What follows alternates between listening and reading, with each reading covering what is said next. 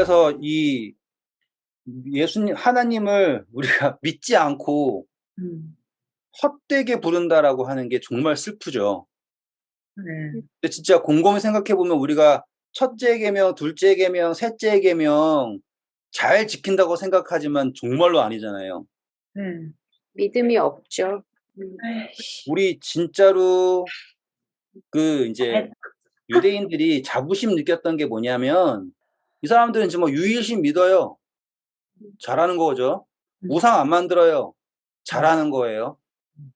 하나님 정말로 소중하게 불러서 성경을 쓸 때도 여호와 나오면 읽지도 못하고 아도나이라고 바꿔 읽고 그리고 손 씻고 목욕하고서는 그걸 글자 쓰고 그렇게 했단 말이에요. 근데 그것은 성경에 예수님 하나님께서 말씀하신 계명을 지키는 게 아니었다라는 거예요. 그들은 하나님을 믿지만 하나님 앞에 수많은 신들이 있었단 말이에요. 수많은 권력, 돈, 명예 등등 모든 것들을 먼저 두고 하나님은 저기 구석에 있었단 말이에요. 자기를 치장하게 바빴다고요. 자기가 부요하다고요. 그리고 나를 위한 것들 엄청나게 많이 만들었잖아요. 그러니까 실질적으로 내가 어떤 멋진 조각상을 만들었다가 아니라 나를 위한다라는 게 하나님은 이상하게 나를 위하지 않고 나를 위한 어떤 거가 있잖아요. 그렇죠. 다죠. 하나님은 저기 있고 이상하게 하나님은 나 혼내는 사람 같고 그리고 하나님을 기도할 때도 그냥 명목상 기도하지 하나님을 정말 믿음으로 부르지 않고 있고 그래서 하나님이 정말로 정말로 간절하게 우리에게 하신 게 뭐냐면 안식일을 기억하라는 거예요. 그 이야기는 뭔 줄 아세요? 내가 다 했으니까 날 믿어가 아니라 내가 너를 창조해 줬지 않니? 신명기는 뭐예요? 내가 너를 구원해 주지 않았니? 그러니 제발 나를 너에게서 멀리 두지 말아 주렴. 이게 안식일이란 말이에요. 나 이외에 다른 신을 내 앞에 두지 말아라. 제발이다. 부탁인다. 말도 안 나와. 부탁한다라고 하시는 그분의 간절함이 안식일에 나타나는 거예요.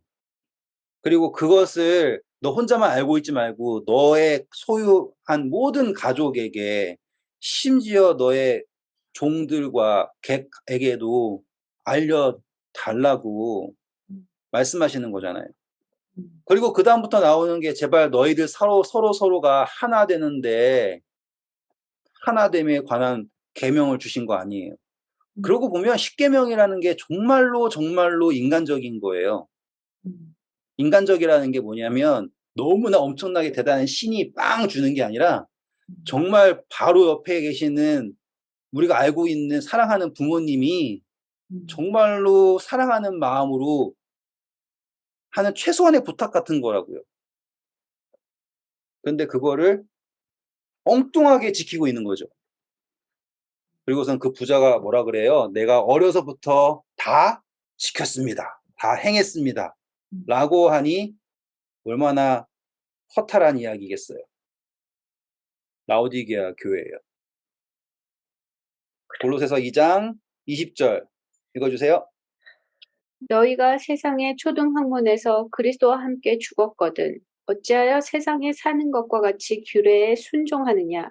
네, 세상의 초등학문은 절대로 십계명일 수가 없죠. 문맥에서 이제. 네. 네.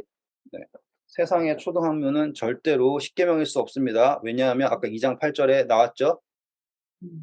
철학, 헛된 속임수 등등이 세상의 초등학문이었지 절대로 십계명이 초등학문이라고 바울은 한 적이 없어요. 만약에 바울이 십계명을 초등학문이라 불렀으면 대번 돌 맞아 죽어요. 그렇죠? 바울은 진짜로 여러 번 돌 맞아 죽을 뻔했는데 그 할례하지 않고 아는 사람들 데리고 왔다고 해가지고는 잡혔잖아요. 그런데 바울이 자기를 변호할 때 자기는 전통에 있어서 흠이 없다라고 얘기를 하고 그리고 절대로 어긴 적이 없다라고 얘기하잖아요. 그런 사람이 십계명을 초등학문이라 얘기한다라고 하는 거는 말도 안 되는 거죠. 그 다음 읽어주세요. 곧 붙잡지도 말고 맛보지도 말고 만지지도 말라 하는 것이니 이거는 뭐예요? 선악과랑 똑같은 거죠. 느낌 오시죠, 이제? 네, 제가 계속 몇 주 동안 계속 제가 추구해왔던 것들이 선악과였다라고 얘기하는 게 바로 그것 때문인 거예요. 음, 안식일 지켜야지 하늘나라 간다라고 생각했던 저가 뱀이었다고 말씀드렸잖아요. 바울도 똑같이 얘기하고 있어요. 그것은 뭐예요? 붙잡지도 말고 맛보지도 말고 만지지도 말라라고 하는 거 똑같은 거예요.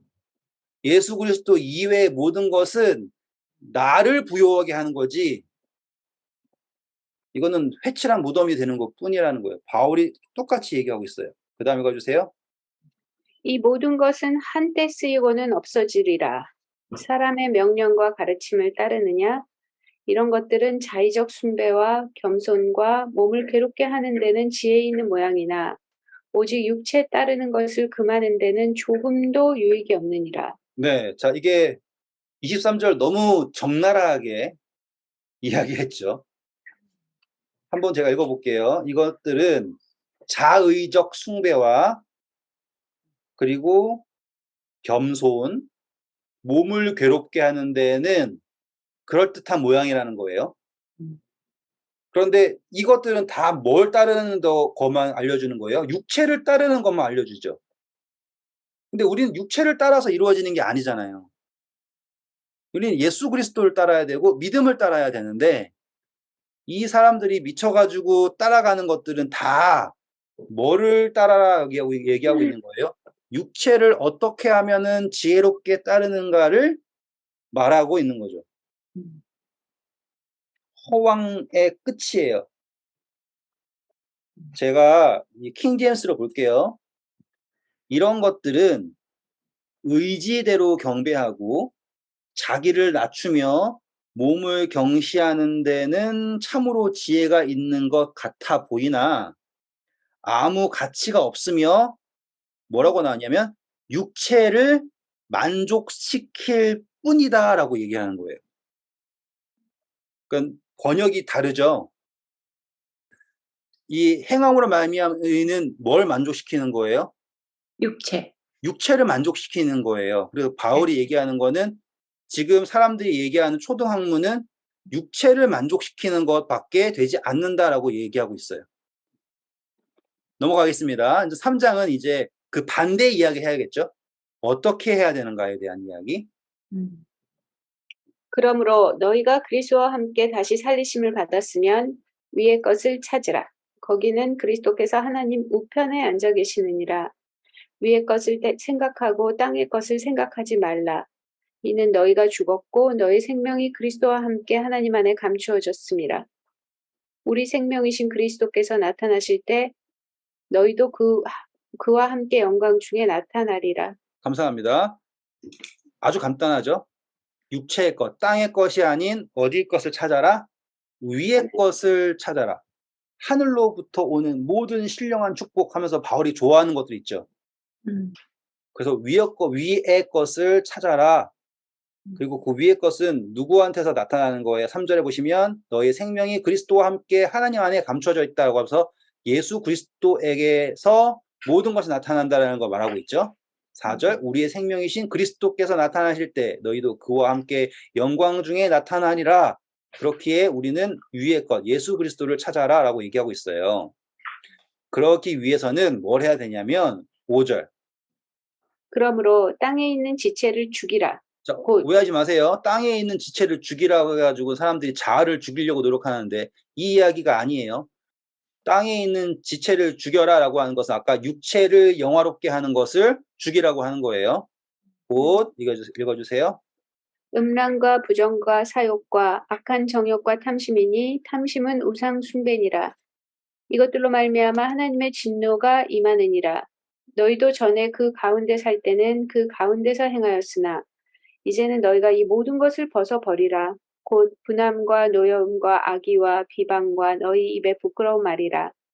너희가 서로 거짓말하지 말라. 옛사람과 그 행위를 벗어버리고 새 사람을 입었으니 이는 자기를 창조하신 이의 형상을 따라 지식에까지 새롭게 하심을 입은 자니라. 저 이 이야기 너무너무 좋아합니다. 10절, 그쵸? 새 네. 사람인데 어떤 새 사람이에요? 누구를 따라요? 창조. 그렇죠.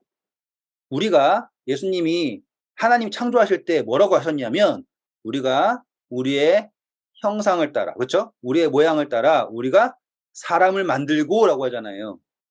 그때 창조가 지금 우리가 새 사람을 입는 창조예요. 그런데 이 새 사람을 입는 창조에서 그분을 닮는 것은 우리에게 주어진 축복인 거예요. 어떤 거냐면 우리가 선택해서 닮을 수 있는 거예요.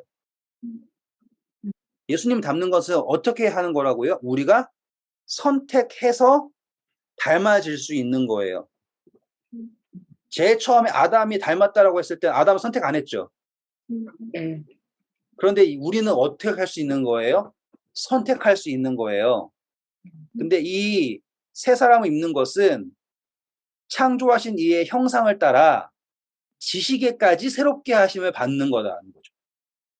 그러니까 그 전에 제가 예수님을 알기 전에 했던 나의 모든 경험으로부터 나온 모든 것을 따르는 것이 아닌 누구를 따른 예수 그리스도를 따르는 지식, 지혜. 골로새서에서는 바울이 항상 얘기하는 게 모든 게 다 어디 안에 있다고 얘기하는 거예요? 예수 그리스도 안에 있다라고 하는 거죠. 모든 것은 누구를 통해서 발견해야 된다? 예수 그리스도를 통해서 발견해야 된다. 밖에 있는 어떠한 것을 통하여서 발견하는 게 아니라 누구 안에서? 예수 그리스도 안에서 발견해야 된다.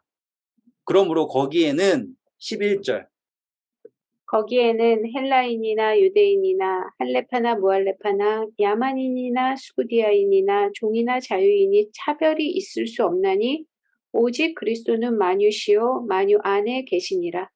완벽한 결론입니다. 음. 거기에는 어떠한 다른 점이 없습니다. 오로지 누구? 예수 그리스도. 그러므로 12절 너희는 하나님이 택하사 거룩하고 사랑받는 자처럼 긍휼과 자비와 겸손과 온유와 오래 참음을 옷 입고 이건 뭐예요? 처럼이라는 단어 나왔죠. 처럼. 아까 꾸며낸 겸손과는 다른 거예요, 지금. 비교점이 뭐냐? 꾸며낸 겸손은 자기가 어떠하다라고 하는 걸 나타내는 거고요. 여기에서 말하는 처럼의 표현은 내가 하나님의 택하시고 거룩하고 사랑받는 자이다라고 하는 믿음에서 나오는 거라고요. 차이점 아시겠죠? 꾸며낸다라고 하는 것은 믿음이 없이 하는 것이고 여기서 나오는 것은 내가 믿었기 때문에 시작될 수 있는 거예요. 그래서 긍휼하고 자비와 겸손과 온유와 오래 참음 옷 입고 누가 누구에게 불만이 있거든 서로 용납하여 피차 용서하되 우리가 사랑받는 자니까 누가 한 것처럼 할 수 있는 거예요. 주께서 너희를 용서하신 것 같이 너희도 그러하고 그 모든 것 위에 뭘 더하라고 합니까? 사랑. 사랑을 더하라. 너무 멋진 표현이죠. 제일 어려운 거예요. 용서까지는 할 수 있어요. 근데 뭐 하긴 어려워요? 사랑하기는 어려워요. 근데 바울은 여기에 대고 진짜 멋지게 이 모든 것 위에 사랑을 더하라. 이는 온전하게 매는 띠다라고 합니다. 정말 어렵고 정말 멋진 표현인 것 같아요. 15절부터 읽어주세요. 그리스도의 평강이 너희 마음을 주정하게 하라. 너희는 평강을 위하여 한 몸으로 부르심을 받았나니 너희는 또한 감사하는 자가 되라.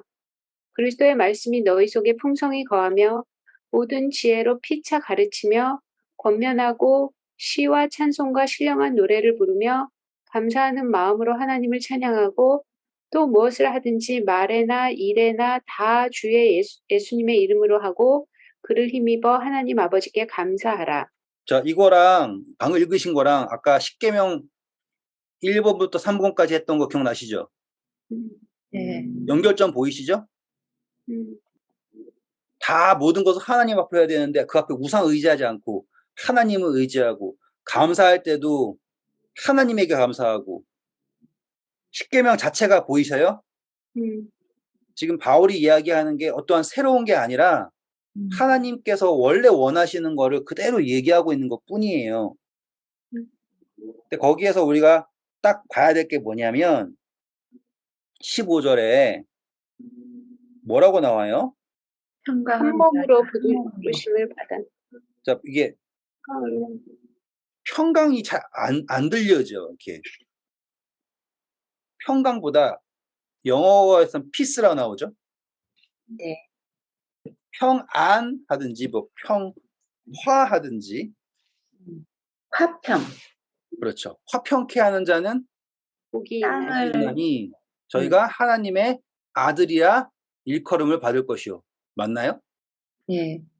네. 아까 우리가 하나님으로부터 택함 받은 자다라고 하는 거 기억나시죠? 읽었죠, 방금? 예. 그렇기 때문에 우리에게는 누가 어떠한 마음이 주장해야 되는 거예요? 하나님의 화평, 다시 말하면 평화. 그러면 우리가 마음을 쓸 때 어떠한 방향으로 결정을 내려야 되냐면 분열을 나는 쪽으로 결정을 내려야 돼요. 화평 쪽으로 결정이 내야 되는 거예요. 화평. 네. 바울이 의도하는 게 보이시죠? 네. 평화로 가려면 하나님의 그리스도의 화평함이 우리의 마음을 주장하는 거예요. 그러려면 우리가 어떤 마음을 가져야지 이게 가능하냐면 감사라고 하는 게 있어야지 음. 가능한 거예요. 왜 가능하냐? 감사라고 하는 게 우리가 다 좋아도 하나 나빠지면 감사하게 되게 힘들죠. 우리는 불평하는 거는 되게 빠른데 이스라엘 백성들 불기둥 구름기둥 뭐 다 보고 있음에도 불구하고 불평하는 거는 진짜 빠르잖아요.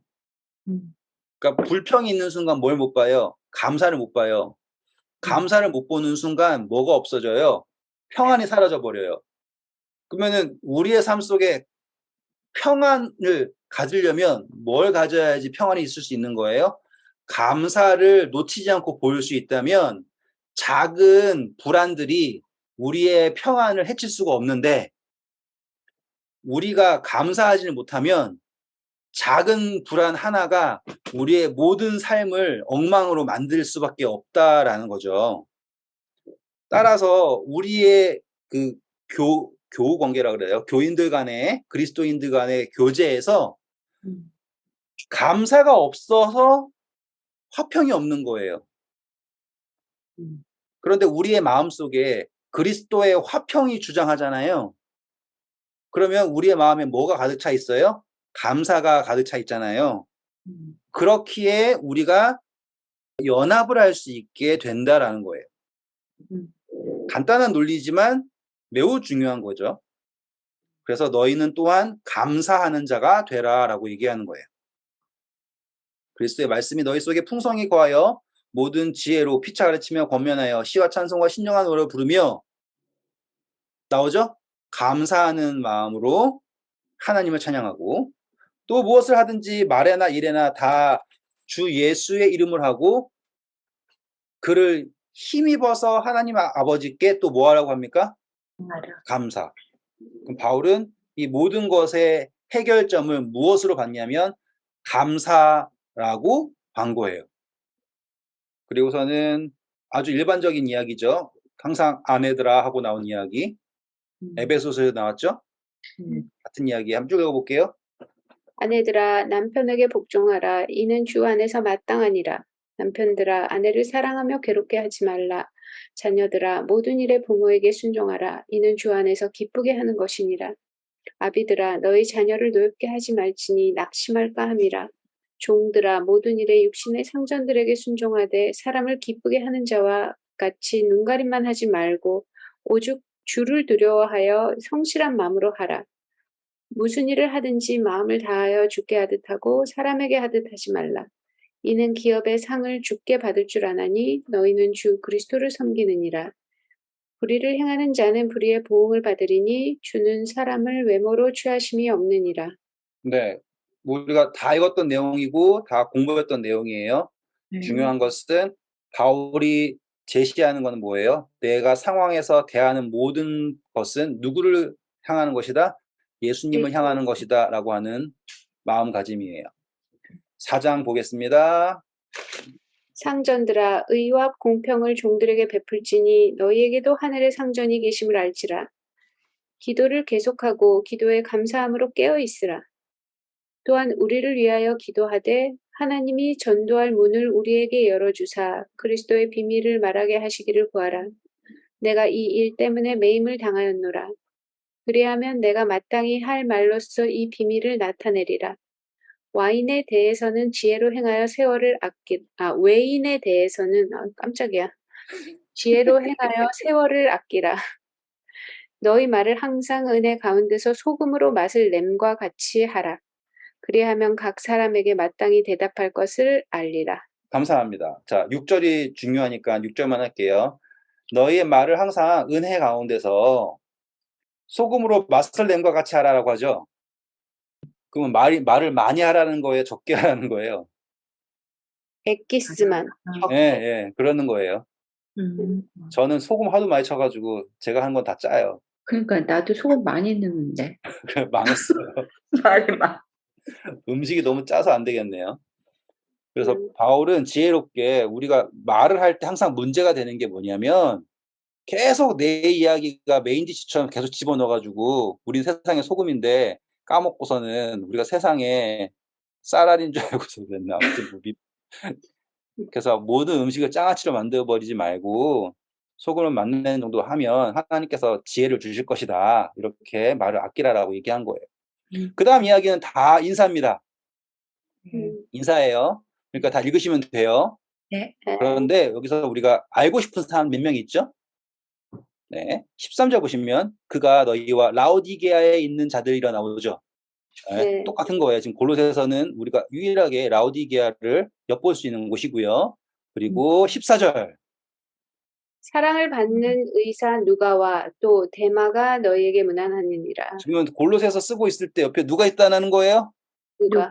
와, 그러면은 누가가 최소한 이 정도의 이해는 가지고서 모든 것들을 쓰고 있겠구나라는 거를 우리가 추측하게 된 거예요. 그래서 라오디게아에 있는 형제들과 눈바와 그 여자의 집에 교회에 문안하라 하고서는 이 편지는 분명히 어디까지 갔다라는 걸 알 수 있어요. 이제 라오디게아까지는 무조건 갔다예요.